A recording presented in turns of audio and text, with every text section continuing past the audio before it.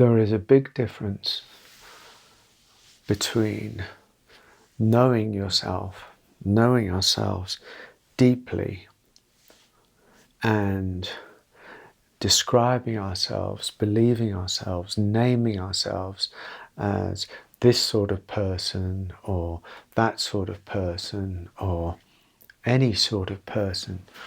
There's a big difference between these two ways of being with ourselves.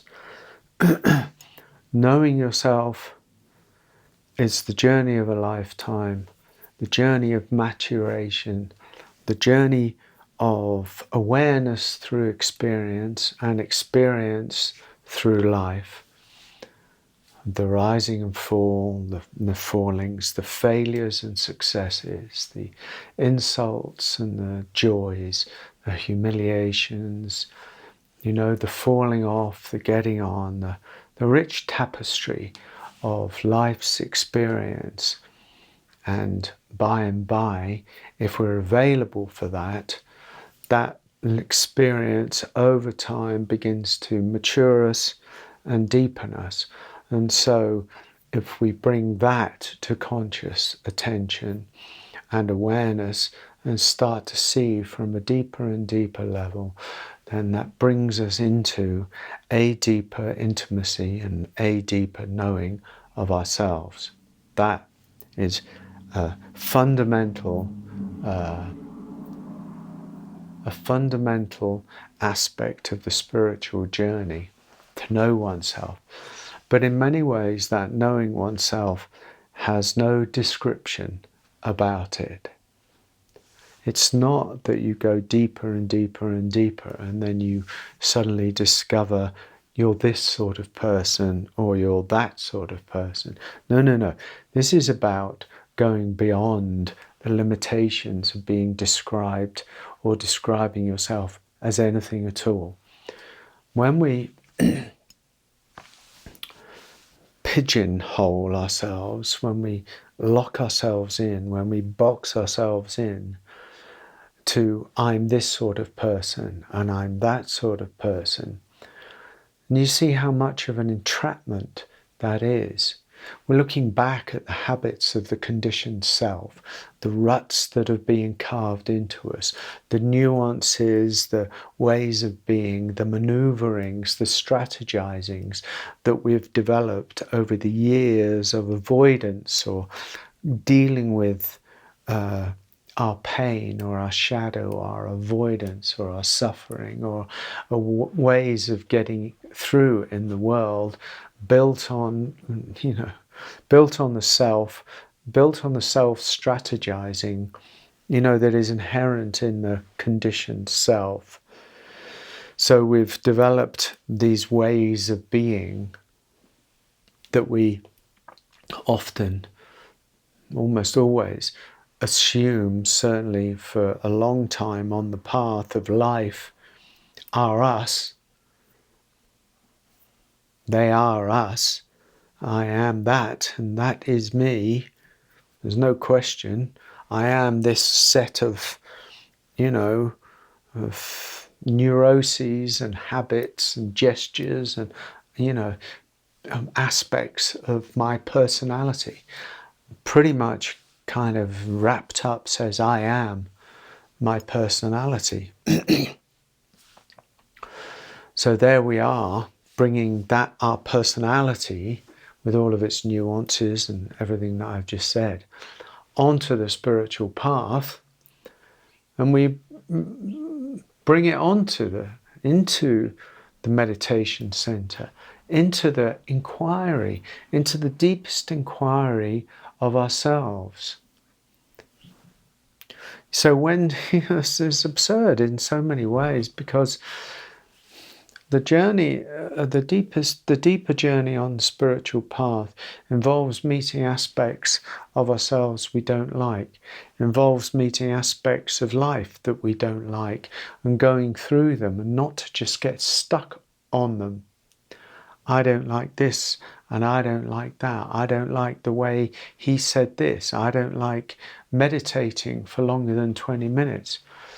I need absolute silence. I can't deal with anything less than total silence. We're kind of ruled by the same set of conditions that we're trying to deal with or transcend or resolve. You can't bring the self with all of its neurotic nuances onto the spiritual path. The whole nature of the spiritual path is to abandon the self, to leave the self. And that means that rather than saying, well, I'm this sort of person or that sort of person, I like this and I don't like that, a better way is to say, I don't know, and I'm willing to find out. I'm willing to go beyond. I'm willing to stretch. I'm willing to open. I'm willing to meet, even in my discomfort, the things that I think that I don't like. Be specific. I'm talking about the spiritual journey. I'm not talking about going into the marketplace and meeting up with somebody who's an idiot or doesn't like us, or I'm talking specifically about the deepest nuances of the spiritual journey, our own inner world. But we can't just be ruled on the spiritual journey of opening, to say, well, I don't, at a certain point we reach discomfort, because inevitably on the spiritual path you're going to meet discomfort. And it's how we deal with the discomfort that marks how we're going to move and keep moving and keep diving and keep opening on the spiritual path. Because we don't like discomfort, of course. On that level, we don't like discomfort. But my friend, you have to get used to discomfort on the spiritual path. It's loaded in the other non-spiritual path anyway. It's just that it's avoided, somehow excused and danced around. But on the spiritual path, we're coming head to head in full consciousness, in full awareness. And here we go. Here's my discomfort. It's been following me around for many years. And I'm willing to say I don't know to it. However that arises, it doesn't have to be just a deep feeling of sadness or sorrow or anger or grief. It can be thoughts, beliefs. I'm this sort of person. I have this kind of belief. I'm this kind of way in the world. Well, you might have been, of course, but maybe you're not now. If you open,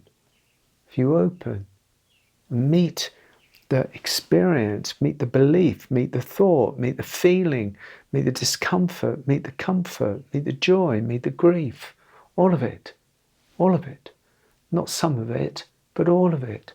To meet it with the same openness. My God, I didn't journey on the spiritual path by being that sort of person or this sort of person. The whole shebang came apart through great willingness to explore and dive in to everything that caused me so much discomfort, because that's really where the jewels are in many ways. We search for the awareness and look for the light, and there's a lot there, but then eventually that light has to shine on the dark stuff, on the discomfort, on the vulnerability, on the broken bits, as we call them. So don't describe yourself in any way. Don't describe yourself as any sort of person. You're not some sort of person. You've got personality, of course. That shines through. That's going to shine through whether you're awakened, liberated, whatever you are. It's going to shine through you because you are that. That's the uniqueness. That's the unique flower, the unique individuation that you are and that I am, filled with nuances and this tendencies and these gnarly bits and those gnarly bits. But I wouldn't describe myself as any sort of person that doesn't like this and doesn't like that. Don't be trapped. Go beyond being trapped by anything. Be liberated. Liberate yourself in the great I don't know. There's great joy and great peace in going beyond the prison of self, prison of the tightness of self. That's what the invitation is today.